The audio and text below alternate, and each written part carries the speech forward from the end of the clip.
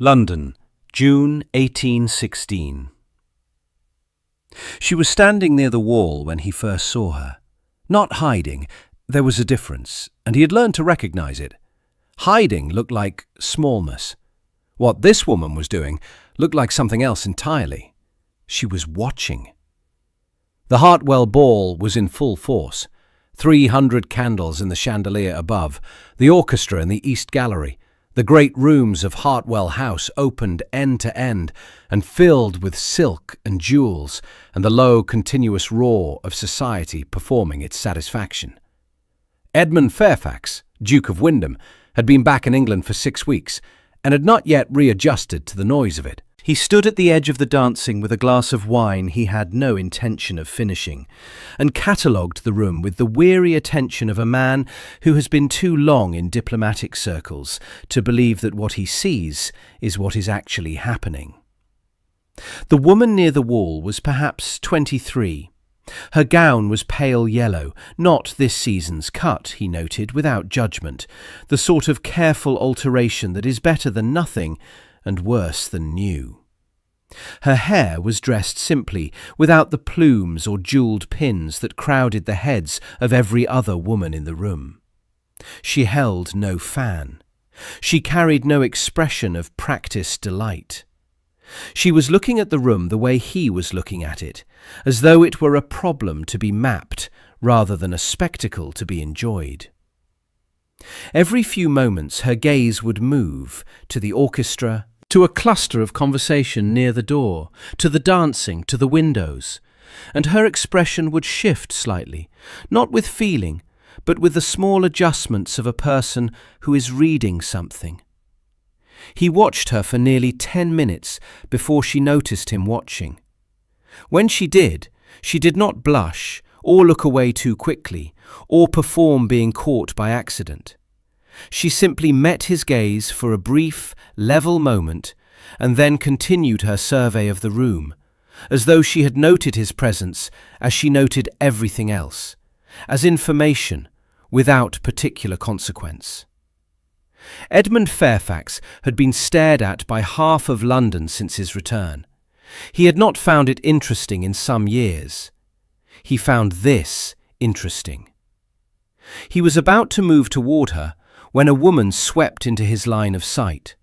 Expensively dressed, aggressively gracious, the kind of woman who treated social gatherings as territory she was perpetually in the process of claiming.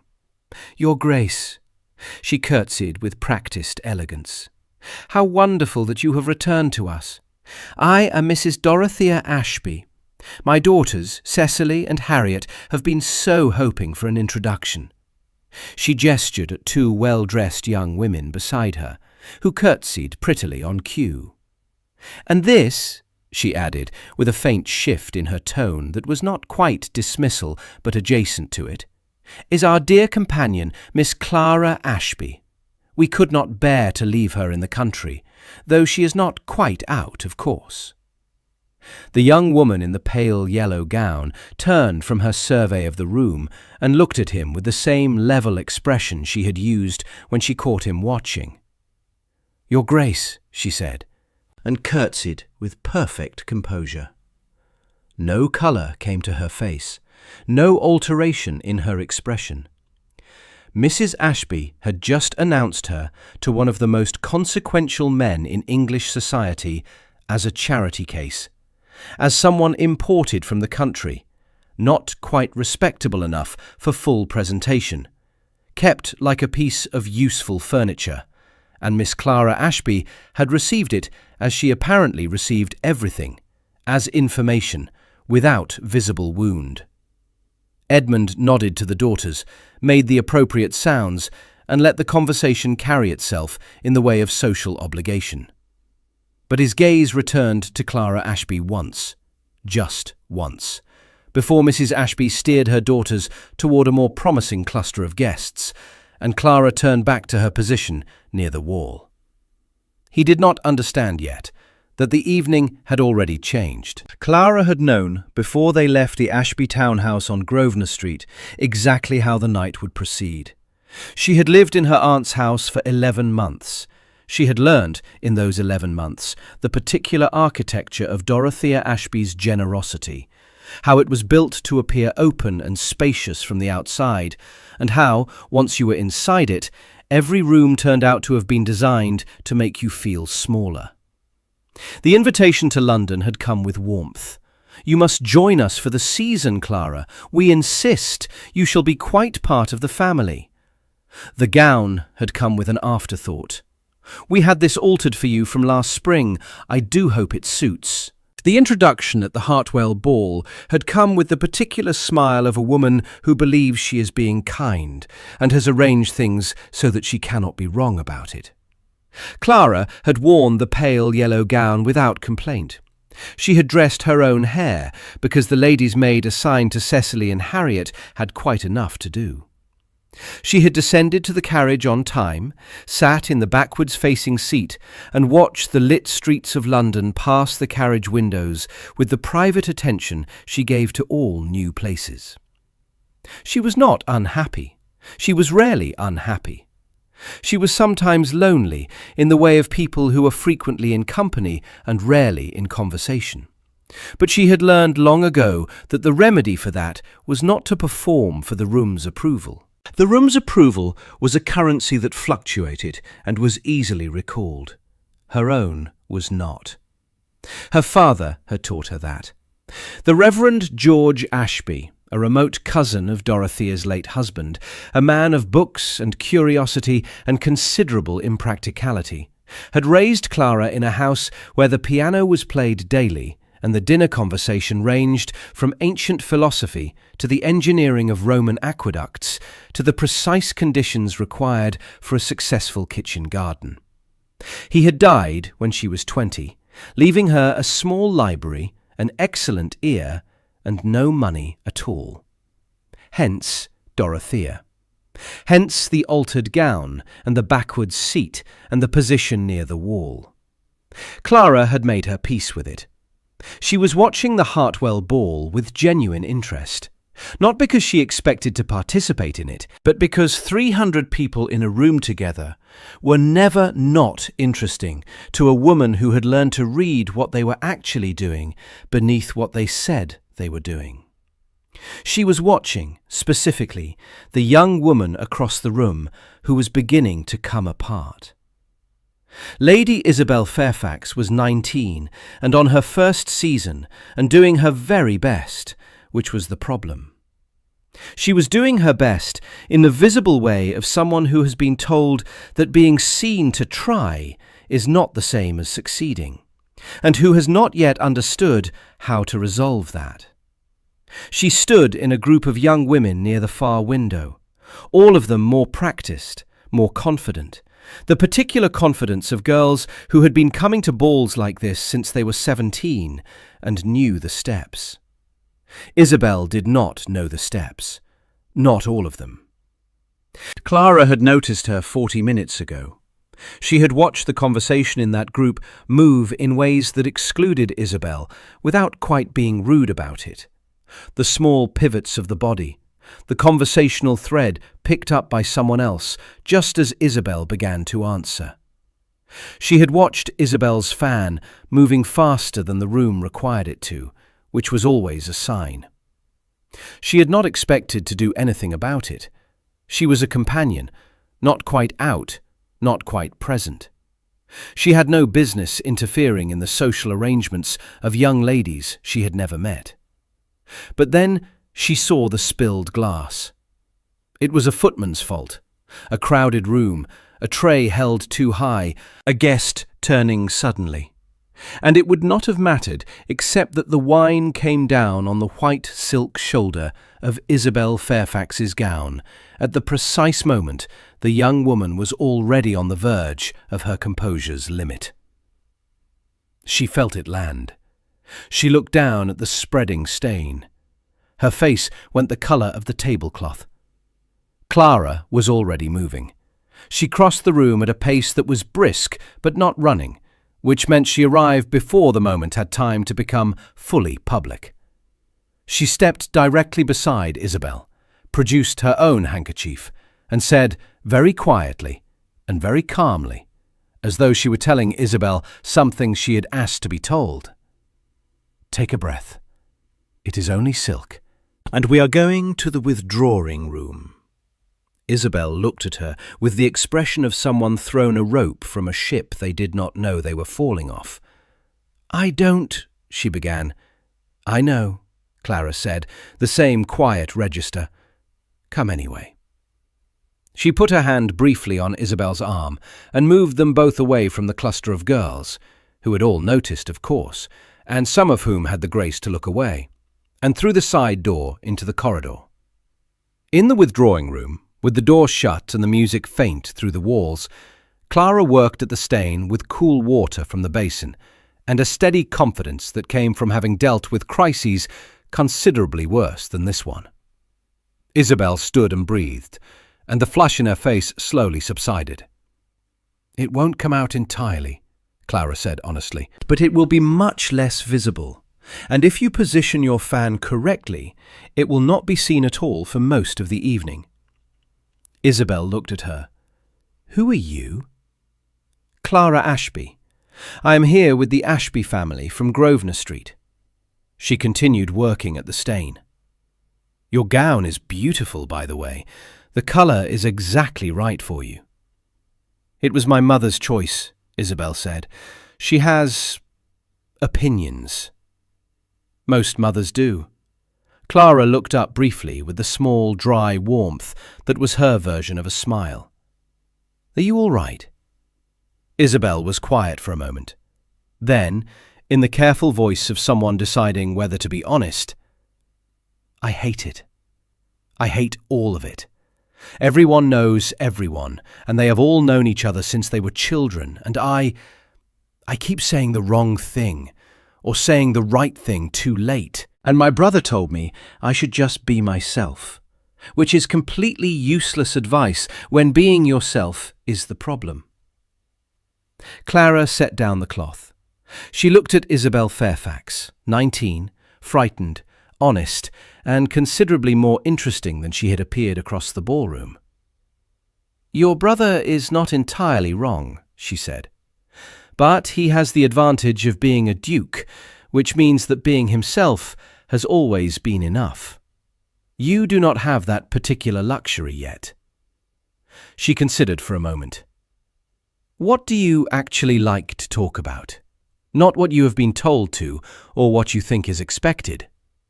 What interests you?" Isabel blinked. Botany, mostly, particularly the classification systems, and travel writing. I have read every account of the Nile expedition I can find." Clara felt something genuinely pleased stir in her chest. "Then the next time the conversation escapes you, ask someone to describe somewhere they have been. People almost always wish to speak about themselves, and travel is an acceptable occasion. If they have not been anywhere interesting, ask them where they would go. It works equally well." Isabel stared at her. "That is the most useful thing anyone has told me in 11 weeks. "It is not glamorous advice," Clara said, "but it is reliable." She held the repaired gown up to the lamp. The stain was much reduced, a faint shadow rather than a declaration. She adjusted Isabel's fan across the shoulder and stepped back. "There. No one will see it unless they are looking very closely, and anyone looking that closely is not watching the dancing." Isabel laughed. A real laugh, surprised out of her. It changed her face completely. She became suddenly, conspicuously charming.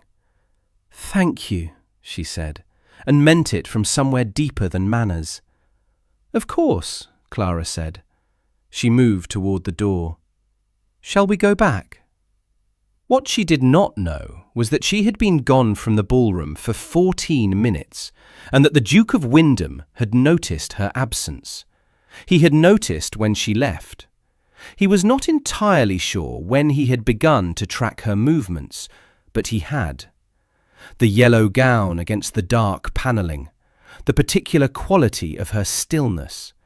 And when she had moved suddenly across the room, he had turned to watch. And he had seen his sister's face before Clara Ashby reached her, and he had understood what was happening. He had started toward Isabel himself. He had not needed to. He watched a woman he did not know cross a ballroom she had been told she did not quite belong in, reach his sister before he could, and move her towards safety with the quiet authority of someone who has decided that what needs doing will be done, regardless of whether it is her place to do it. He stood where he was and thought about that for a long while. When Clara Ashby came back through the side door, 11 minutes after Isabel, he was waiting. She saw him immediately and did not change her expression. She stopped because he was standing in the path she would naturally have taken back toward the wall, and she looked at him with the level attention she had given him the first time.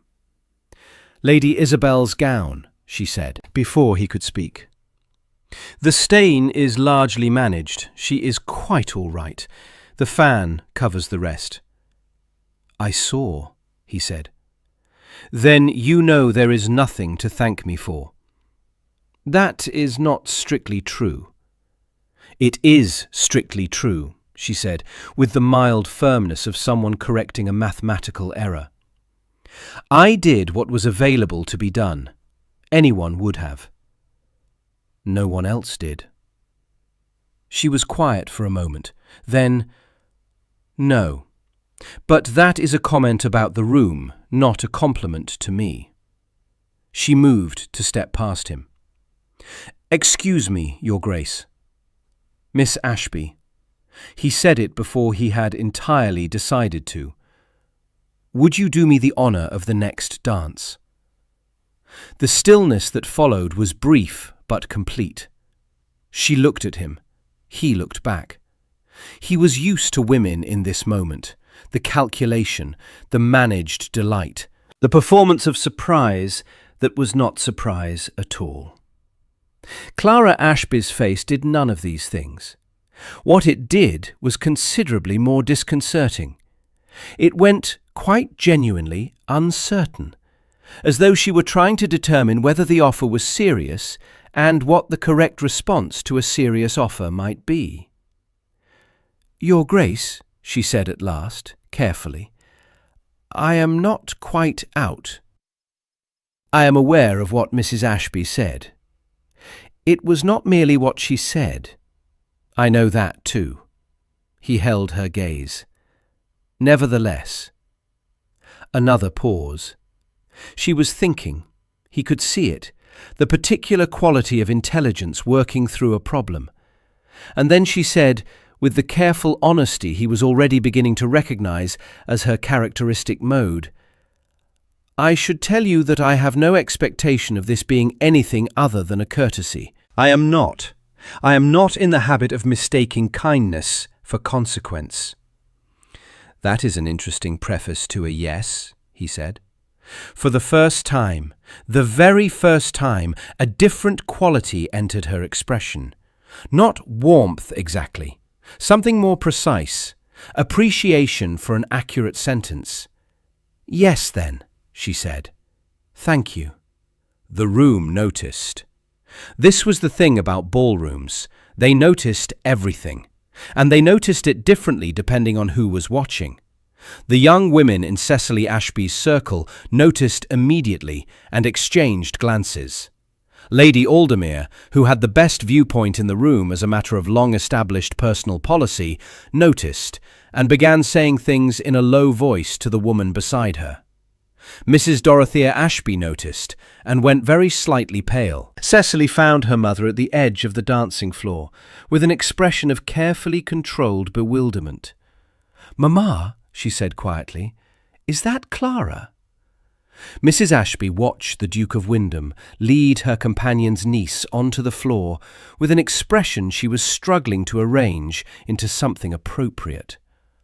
What she settled on was a kind of retroactive pride, the expression of a woman rapidly revising her understanding of events so that she had intended all of them. "We always said Clara had a certain quiet quality," she said, which was not what she had said, but which was now necessarily the thing she had always been about to say. Clara danced with the Duke of Wyndham and did not think about what it meant, or rather, she thought about it quite clearly and concluded that it meant very little, and she should enjoy the dancing on its own terms and not construct anything upon it. She was a woman of limited resources and no social position, attending a ball she had not been invited to in her own right, dancing with a man who had asked her out of gratitude and possibly curiosity, and nothing more durable than either of those things. She danced well. She had been dancing since she was 7, and the piano had given her a natural musicality that made the steps effortless. The Duke was a good partner, better than she had expected actually, with the ease of someone for whom dancing was not performance, but simply movement. "You dance as though you have done this recently," she said, during the turn that brought them close enough to speak. "I danced a great deal in Vienna," he said. "They take it seriously."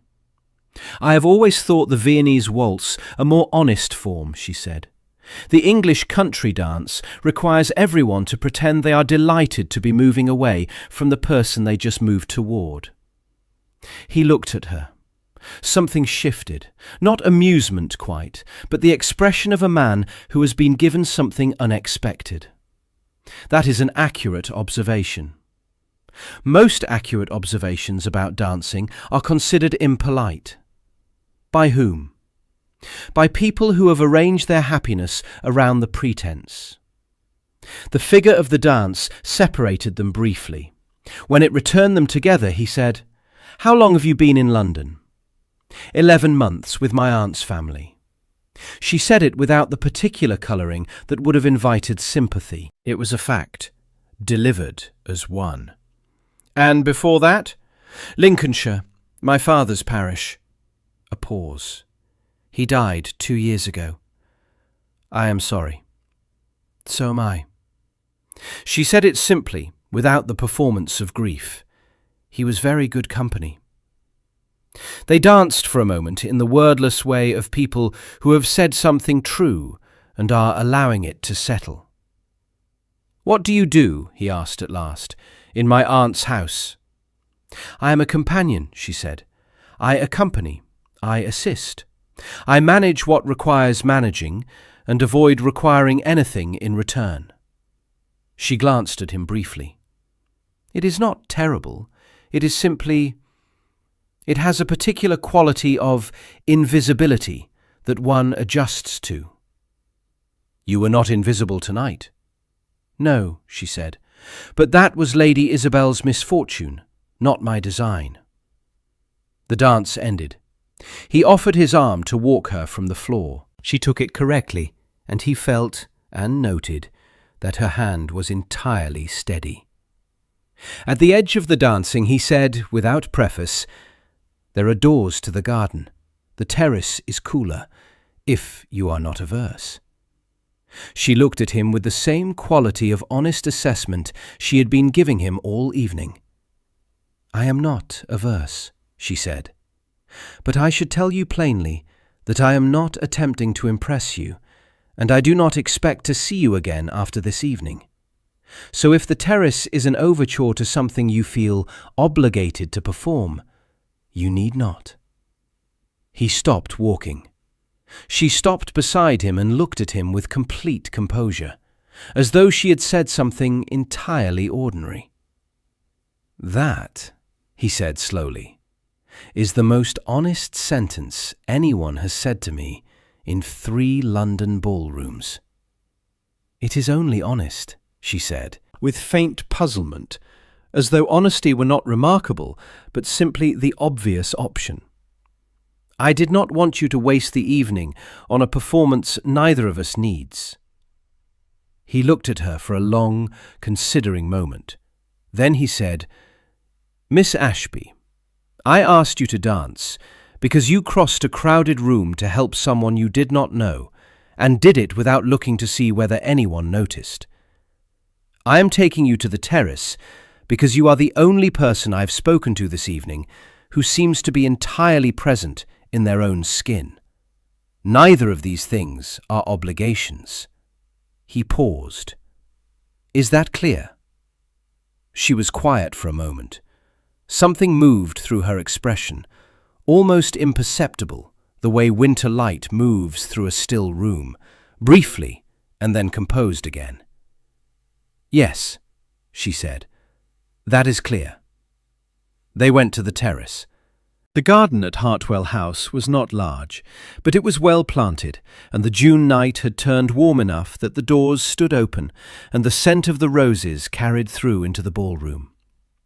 Clara stood at the stone balustrade and looked out at the dark shapes of the garden and the lit windows of the houses beyond, and felt the particular relief of fresh air after too many candles. The Duke stood beside her without speaking. She appreciated it. She had spent 11 months with people who filled silence as though it were a threat. "Your sister," she said, after a comfortable interval, "is more interesting than she appears to the room." "I know," he said. "She does not yet know how to let that be visible." "She will. She is honest and curious, which is a more durable combination than most of what is in there." Clara tilted her head back toward the ballroom's light.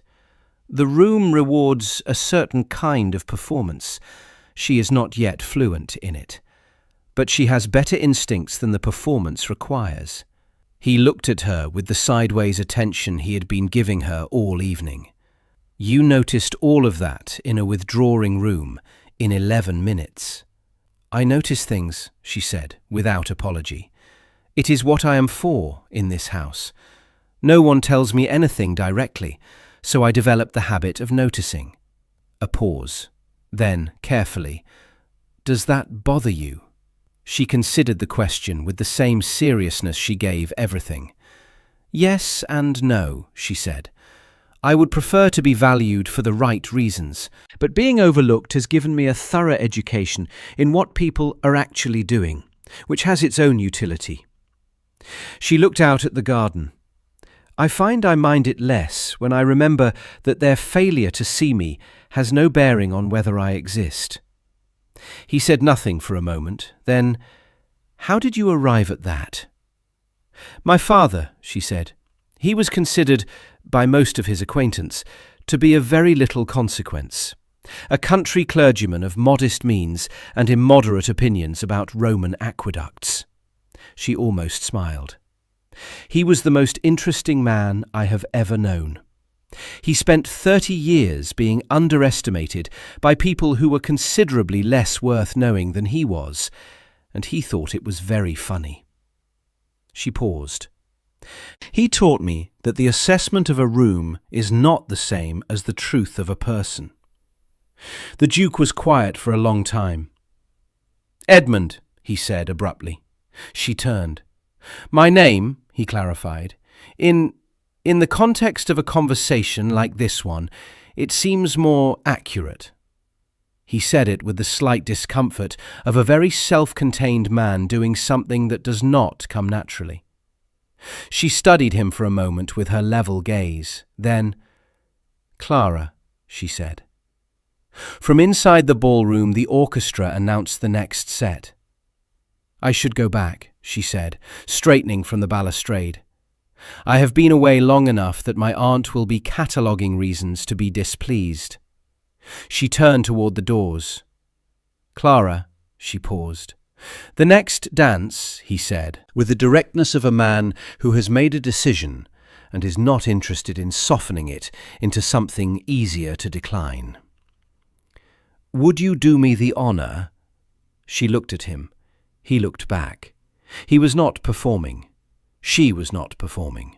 Between two people who had both spent the evening watching the room perform around them, the absence of it felt almost loud. "The room will notice," she said. "Yes," he said, "it will." She understood precisely what he meant. Not that he wished to make a statement, but that he did not intend the statement to be avoidable, and that he had considered this and was asking anyway. "Then yes," she said. "Thank you." They went back in. The room noticed. This time there was no ambiguity. The Duke of Wyndham had danced once with a young woman. That was attention. The Duke of Wyndham asking the same woman for a second dance, in a ballroom where he had not asked anyone else for even one. That was declaration. Society knew the difference between accident and intention. 300 people revised their understanding of the evening's significance within the span of 4 bars of music. Lady Aldermere, who had been watching since the first dance with the bright, comprehensive gaze of a woman with 50 years of social intelligence, turned to the woman beside her and said, "Well." It contained everything. Near the fireplace, Mrs. Dorothea Ashby stood with Cecily on one side and Harriet on the other, and watched the Duke of Wyndham lead Clara through the opening figure of the second set, with an expression that was working very hard at joy. Her daughters wore expressions of a different kind, not quite jealousy exactly, but the particular bewilderment of young women who had dressed carefully for an event and found at the end of it that the prize had gone to someone who had not been trying to win it. Cecily said very quietly, "But she is not even out."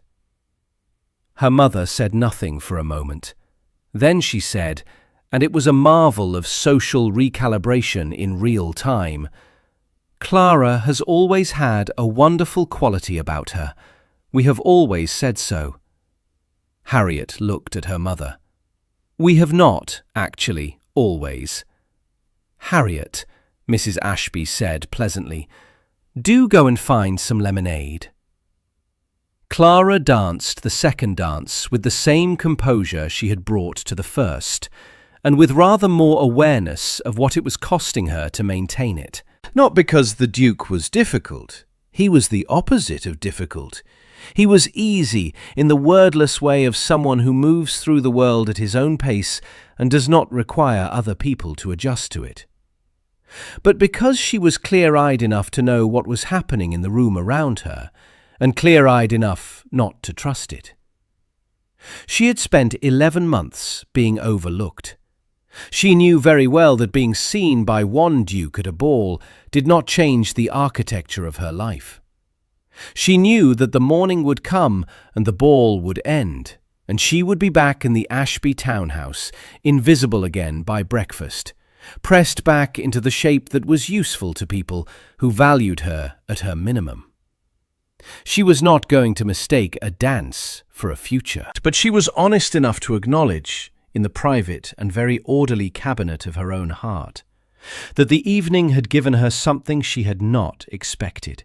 The confirmation that being seen was possible, that someone could look at her without the careful staging of an advantageous introduction, without the inflation of family connections or social position or a new gown, and find her sufficient reason to cross a room. That was not nothing. It was not nothing at all. The dance ended. The Duke returned her to the edge of the floor. The room was watching. She was aware of it and did not perform for it. "Thank you," she said simply. "The thanks are mine." He paused and then said, with the careful precision of a man who chooses words for accuracy rather than effect, "I intend to call tomorrow." She looked at him. "On the Ashby house," he clarified. "On Grosvenor Street, if that is acceptable." She held his gaze for a long moment. "You should know," she said quietly, "that my aunt will interpret a call as significant, and she will adjust her understanding of me accordingly, of what I am worth." She said it without bitterness. It was simply the truth of the situation. "I mention it not to discourage you, but because I think you should know the mechanism before you set it in motion." He said, with a quietness that matched hers, I am aware of the mechanism, Clara. I am setting it in motion deliberately." The use of her name was as quiet and certain as everything else he did. She felt it, and did not allow herself to feel it too much. "Then yes," she said, "I will be in." She curtsied and returned to the wall. The yellow gown was the same it had been all evening. The room around her was quite different. He called the next morning at 11, which was exactly when he had said he would, and was shown immediately into the drawing-room, which told Clara that Mrs. Ashby had been ready since 9. The aunt's transformation was extraordinary in its thoroughness. She had arranged Cecily and Harriet on either side of the settee, and placed Clara in the chair nearest the window, the best light, in the particular way of someone who has always known how to display things advantageously, and has simply revised which item was being displayed. She was warm and gracious, and produced a version of Clara's history in which every feature of her niece's character and education reflected credit on the Ashby family's discerning patronage. "We always felt that Clara required a London season," she said, with a smile of expansive generosity. "She is not quite the conventional sort, far too interesting for that, and we were quite determined that the city should have the benefit of her." Clara sat near the window and listened to her aunt describe a care and intention that had not existed yesterday, and felt the familiar shape of the irony without particular bitterness. This was the world. It revised itself constantly and effortlessly around new information, and called the revision consistency. The Duke listened to Mrs. Ashby with an expression of perfect politeness, but he spoke, when he spoke, to Clara. He asked what she had thought of the Hartwell collection. She had mentioned the portraits in passing the night before. She answered him directly and specifically. He asked whether she had visited the botanical gardens. She said she had not had the opportunity. He said he would consider it a pleasure to accompany her. Mrs. Ashby said, "We have always wished to see the botanical gardens, all of us." The Duke said, with unruffled courtesy, "Of course. Perhaps Miss Ashby might lead the party, since she has the most interest in it." It was said so pleasantly that Mrs. Ashby had no instrument to object to it, but the meaning was clear. Clara was not the addendum. Clara was the occasion. He stayed for the correct half-hour, said everything appropriate, and left. The moment the door shut, Harriet said, "He barely looked at us." Mrs. Ashby said, "He is a man of discernment. He was being subtle." Clara said nothing. She looked out the window at the empty street and permitted herself, privately, a moment of something warm and careful and not yet named. The season that followed was not what Clara had planned for, because she had not planned for any season at all. He called again on Thursday, and the following Tuesday, and they walked in the park, Cecily and Harriet and Mrs. Ashby present, as propriety required, trailing at the correct distance that made conversation private without being improper. He asked about her father's books. She told him about the aqueducts. He told her about Vienna and Constantinople and the particular quality of light over the Bosphorus in early morning. And she asked questions that were specific enough to tell him she had read widely and broadly and was genuinely trying to understand the thing he was describing rather than simply appearing to. He found that he revised his schedule around Tuesdays and Thursdays. He did not examine this closely at first. Lady Isabel, for her part, had taken to visiting the Ashby house directly, which caused a minor social sensation, a duke's sister calling on a companion not quite out. But Isabel did not especially care what sensation she caused, and Clara had quietly confirmed, somewhere in their third conversation, that the sensation was the least interesting thing about any situation. They talked about the Nile.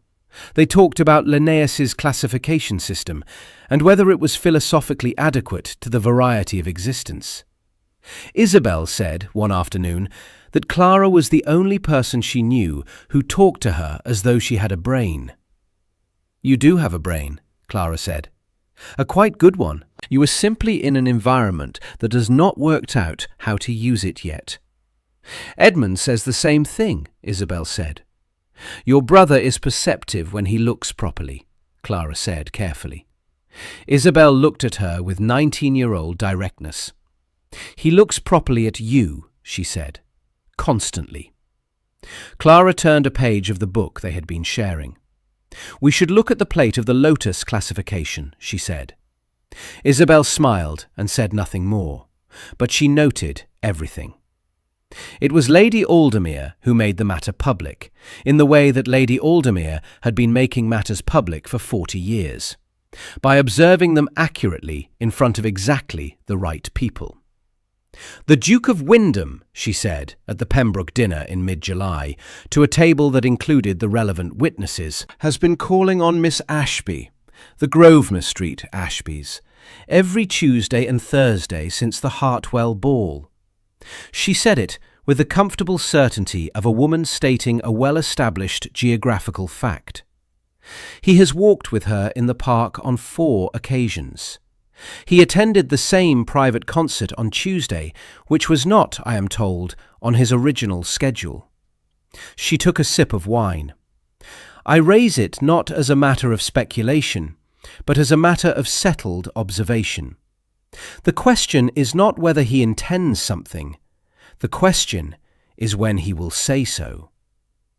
Mrs. Ashby, who was not at the Pembroke dinner, heard about it by Wednesday morning and spent the day rearranging her understanding of the past several months into a narrative in which she had always known.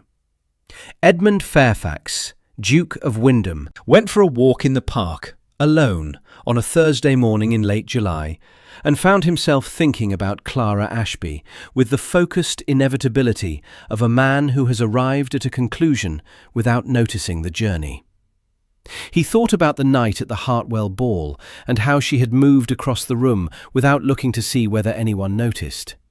He thought about the terrace and the things she had said about her father, that the assessment of a room is not the same as the truth of a person, and how he had turned it over in his mind 100 times since and found it, each time, more precisely right. He thought about the way she listened, not to respond, but to understand, which was rarer than any social accomplishment he had encountered in 4 years of European diplomacy and 3 London seasons.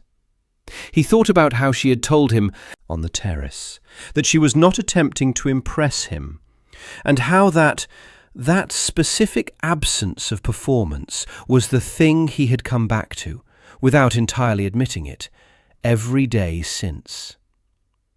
He walked for a long time. Then he went to his solicitor. He came to the Ashby house on a Tuesday, as usual, and asked to speak to Mrs. Ashby privately. Mrs. Ashby's face arranged itself into something between triumph and anxiety, the expression of a woman whose gamble has paid off before she was entirely certain it was a gamble. He spoke to her for 15 minutes. He was, afterward, always vague about what he said, except that it was brief and direct and left no room for the kind of retroactive revision that Mrs. Ashby practiced habitually. He spoke to the particulars of the situation. He named what he was asking. He made clear what he was offering and what he was not. Afterward, Mrs. Ashby brought Clara to the drawing-room and left them, which was entirely correct in its practical meaning and slightly unprecedented in its social execution. A companion not quite out, receiving a duke alone in a drawing-room. But Mrs. Ashby had decided, with the swiftness of long practice, that the precedent she was setting was the kind that reflected well on her generosity. Clara came into the drawing-room and looked at him, and knew immediately that something had changed. Not in the room, in him. The quality of his stillness, which was different from its usual form, less contained and more present. "Edmund," she said, "sit down, if you would." She sat. He remained standing for a moment, and then, with the particular deliberateness of a man who has decided to stop managing his own feelings and simply have them, he sat across from her. "I have spoken to your aunt," he said. A pause. "I see," she said carefully. "I asked her formal permission to make my intentions known to you directly." He held her gaze. "Which I am now doing." She was very still. "Clara." He said her name with the same quiet certainty he had used on the terrace. "I am not offering you a kindness, or a rescue, or a correction to the way the world has treated you. I am not under the impression that you require any of those things." He paused. "I am offering you, if you are willing, a partnership with someone who has found, over the course of this season, that he thinks more clearly when you are in the room. That the questions you ask are better than the answers most people give him. That he has been better, more present, more honest with himself." Another pause. "That is the thing I am asking. Whether you would be willing to be that, for longer than a season, permanently, if it is your preference." Clara looked at him for a long moment. She thought about the wall at the Hartwell ball. She thought about the yellow gown and the backward seat, and the 11 months of careful invisibility.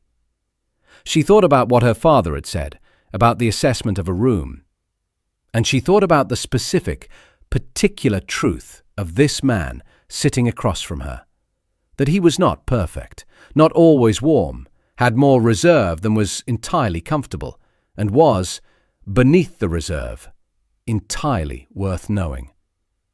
She thought about what he had not said. He had not said she was convenient. He had not said she was manageable. He had not said she was useful in the way of a good arrangement. He had said she made him more honest with himself. She could work with that. She had, actually, been working with less than that for 11 months. "Yes," she said, "provided—" She stopped him when he began to speak. "Provided that we are clear. I am not grateful for this. I am interested in it. There is a difference, and it matters to me that you understand the difference." He looked at her with the expression she had first seen on the terrace, appreciation for an accurate sentence. "I understand the difference," he said. "Good," she said. "Then yes." She walked out of the Ashby house on Grosvenor Street 3 weeks later with her 2 trunks, her music books, and the small library her father had left her, which had required 4 additional boxes and a second carriage, and had been a point of mild logistical complexity that she had resolved herself before breakfast. Mrs. Ashby stood at the door and said, with magnificent composure, that they were all so thrilled. She had always thought Clara had a wonderful quality. They had always said so. Clara looked at her aunt with complete clarity and without malice. "You were kind to bring me to London," she said. "I am grateful for that." It was precisely true, and precisely the extent of what was true, and she said it without addition or softening, and then stepped into the waiting carriage. The door closed. The carriage moved. She did not look back. They married in September at Wyndham's estate in Buckinghamshire, in a ceremony of sufficient scale to satisfy society and sufficient privacy to satisfy Clara, which required more diplomatic skill than any of the Duke's 4 years in Vienna, and which he freely acknowledged he could not have managed without her. Lady Isabel stood up with Clara, and wore a gown the colour of summer sky, and cried the genuine tears of someone who is genuinely happy, and afterward pressed Clara's hand and said, "You are the best thing that has happened to this family in years. and Edmund knows it, which is the important part. He is learning to say it, Clara said. He told me, Isabel said, that you are the most honest person he has ever met. I told him early on, Clara said, that I had no ambition to impress him. Isabel laughed her real laugh, and he has not recovered from it since. The evening of the wedding, after the guests had gone and the house had settled into its new quiet, Edmund found Clara in the music room. She was at the piano, not performing, simply playing, a piece of her own composition she had been working on since spring, her hands moving through it with the ease of something long known. She had not heard him come in. He stood in the doorway and listened. He listened for a long time. He had known she was musical, she had mentioned it, and he had filed it with everything else he had learned about her through the slow and attentive study of the past months. He had not known what it meant when she played, that the composure was still there, but the restraint was different, not the controlled stillness of a woman managing the room's opinion of her, but something looser and more alive, the quality of a person who is fully present in something they love. He did not say anything when the piece ended. She turned on the bench and found him there, and did not startle. "How long have you been standing there?" she asked. "Long enough," he said. She looked at him with the same assessment she had given him the very first night in the Hartwell ballroom, when he was a stranger at the edge of her attention and she was looking at the room instead of at him. Then she moved to one side of the bench and he crossed the room and sat down beside her, and she began to play again. She taught him the piece, note by note, over the course of the autumn. He was not a natural musician. He was patient, which was different, and precise, which helped. By December, he could play the first half correctly, if slowly. By January, he could play the whole. It was not the most elegant thing he had ever learned. It was the most important. And perhaps that is why this story stays with us. Not because a ballroom changed its mind, or because a duke asked the same woman to dance twice, though both of those things mattered, but because a woman had spent years being placed near the wall by people who could not see past her circumstance to her character, and had never once allowed the wall to become a mirror. She knew who she was. She had always known. The room's failure of observation was a failure of the room. And when someone finally looked, really looked, with the full attention of a person who is trying to understand rather than to catalogue, she did not collapse with relief or dissolve into gratitude. She said, "I am not attempting to impress you," and meant it, and was, for exactly that reason, the only person worth impressing in the room. If you believe that being truly seen begins with being entirely yourself, subscribe to Moonlight at Mayfair and come back for the next story beneath the soft light of the evening star. Moonlight at Mayfair, where every love is hard won and every ending is deserved.